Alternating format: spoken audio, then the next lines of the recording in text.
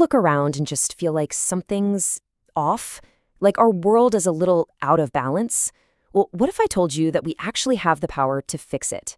Today, we're going to dive into a really powerful idea for how we can redesign our world for the better, and it all starts right where we are, in our own backyards and our own communities. All right, so where do we even begin with something that big? Well, before we can jump into solutions, we got to get a handle on the problem, right? Let's take a look at the big picture, the global challenge that we're all a part of.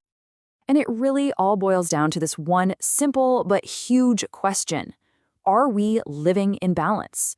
I mean, are we, as a global community, actually managing to take care of everyone's basic needs without wrecking the very planet that we all need to survive? It's a tough one. Okay, check this out. This visual is a really fantastic way to understand our situation. It's called the donut framework. So think of it like this. That inner ring, that's our social foundation. All the stuff we need to live a good life. You know, food, education, healthcare. The outer ring, that's the planet's ecological ceiling. That's how much pressure our planet can handle before things start to break. The goal, the sweet spot, is to live right there in the middle, in the donut.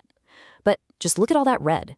Those wedges show that we're falling short for people on the inside, and we're blowing right past our planet's limits on the outside. We're kind of failing on both fronts.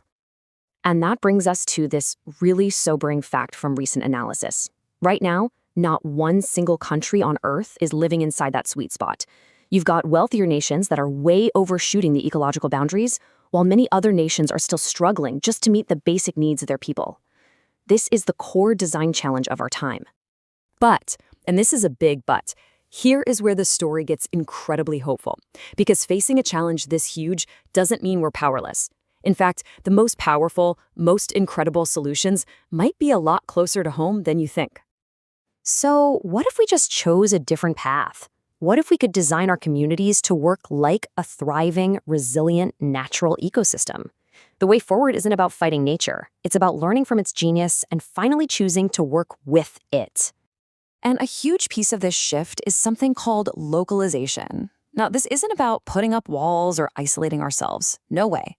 It's about rebuilding connections. It means shortening the distance between us and our food, between us and our resources, and maybe most importantly, between us and each other. It's all about making our local communities strong and able to thrive. So, what's the toolkit that helps us do this? How do we actually start rebuilding these connections and designing more resilient communities? Well, the answer is a brilliant design system, and it's called permaculture.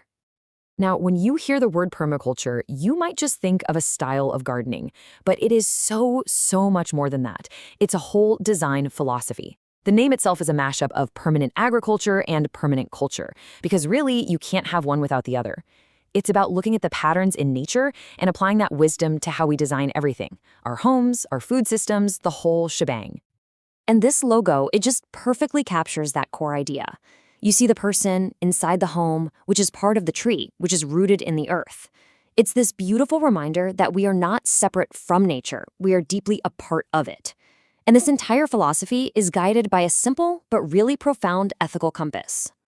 Everything in permaculture comes back to these three core ethics. First, earth care. Pretty obvious, right? We got to take care of the planet that takes care of us. Second, people care. We have to make sure that everyone, and I mean everyone, has what they need to thrive. And third, fair share. This one's about recognizing there are limits. We take what we need and we share the surplus. That's it. Earth care, people care, fair share. It's the moral compass for every single design decision. So, okay, ethics are great, but how do we actually put them into practice? How do we go from these big ideas to actually doing stuff? Well, we do it by learning to think like nature, using a whole set of design principles. Now, there are actually 12 of these principles, but let's just look at 3 powerful ones to get a feel for it. First up, observe and interact. This is so simple, but so important. It just means look around. Pay attention to your surroundings before you jump in and try to change things. Next, use small and slow solutions. Forget the giant overnight fixes. Think about an acorn growing into a mighty oak. Real, lasting change happens through small, patient, deliberate steps. And finally, integrate rather than segregate. A forest with tons of different plants is way healthier and stronger than a field with just one crop, right? Same goes for us. We're stronger when we work together. And this is where it gets really exciting, because these principles, they don't just apply to gardens. Take that last one, Integrate rather than segregate. In a garden, that might mean planting a food forest, where all the different plants help each other out. But in a community, it means creating spaces where different people and groups can connect and collaborate, strengthening the whole community. This is often called social permaculture, and it's every bit as vital as growing food. So, what does this mean for you? How can you, an everyday citizen, take these powerful ideas and start making a difference right where you live? Well, believe it or not, your journey can start right now. Here are 4 simple steps to get going. First, understand your bioregion. That just means getting to know the unique natural world right outside your door. What's the weather like? Where does your water come from? Second, learn some regenerative skills. Could be anything from making compost to learning how to run a community meeting. Third, and this is a big one, connect with local groups. You are not alone in this. And finally, just start something small, something slow. Let's make that super concrete. Let's take planting a garden. You observe your site, you build up healthy soil, you start small. But notice those last 2 points. Share extra produce with neighbors and learn to save seeds for next year. See?